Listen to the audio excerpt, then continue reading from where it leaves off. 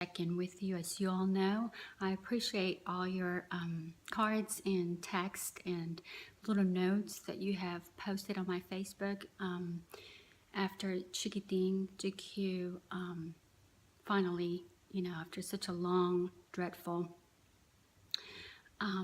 journey. At the end, he was not able to resuscitate on Wednesday morning while he was at the vet.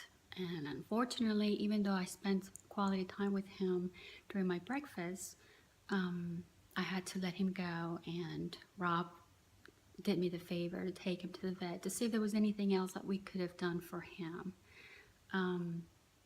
His breathing was irregular. He had stopped eating for 10 days or 12. He had lost a lot of significant weight. He used to weigh 14 pounds, and he was 8 at that on Wednesday morning. He was so scared. He was shaking, and they could not even try to draw blood from him to see what else we could have done for him. He had a cardiac arrest. The book of Ecclesiastes reminds us that there's time for everything. There's time to be born and a time to die. And as much as we're all selfish and we don't want to let go of our loved ones or let go of our pets that we have taken care of day in and day out for an extended period of time. I took care of GQ for almost 20 years. And he lived with me in 2 different states, in 4 different homes. And he was right there with me. He depended on my love, on my care. He was faithful, he was loving and affectionate. I mean, I walk around the house and it's still very difficult. And I know it'll be very difficult for quite some time. But I tell you something, I do have God's peace.